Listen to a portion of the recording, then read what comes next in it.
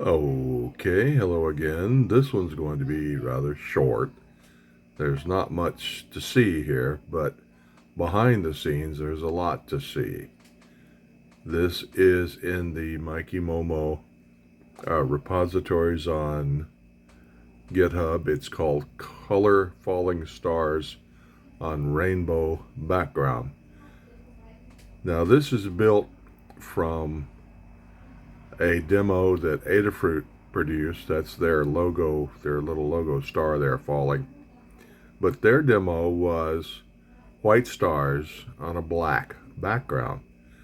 And it's not dead simple, but it's not terribly hard to do that. You just throw an icon on the screen and then every now and then move it down the screen. When it runs off the bottom, you start a new one falling to replace it.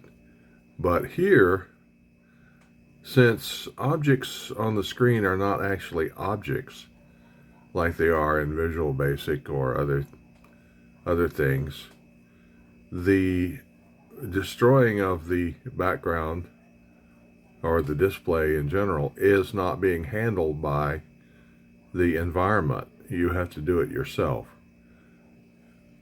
So to make these stars fall, obviously I'm picking a random color for each star. Whoops, sorry about that.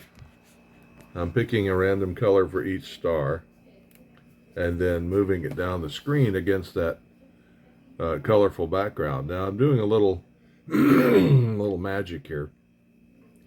You'll notice the rainbow is horizontal, which lets me know the color for each row, so I can replace it.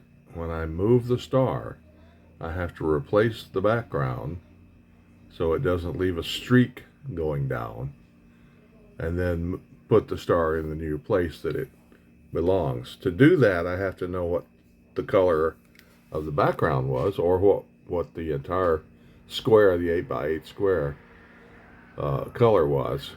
But I'm just doing it by knowing the color of the line and then throwing up 8 bytes of that color and doing that for each line, because the color may change for each line. As you can see, it's a sort of a blended, alpha blended kind of thing.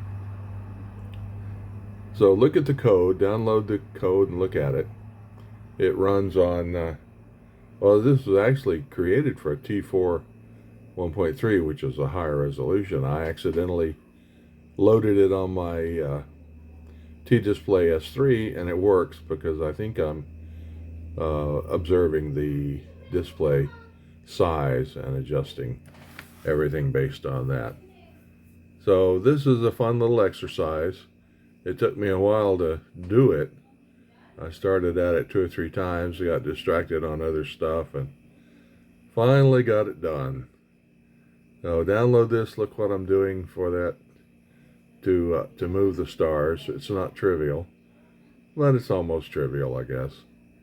I could have done it with an 8x8 grid by replacing the 64 bytes on the background, but I didn't.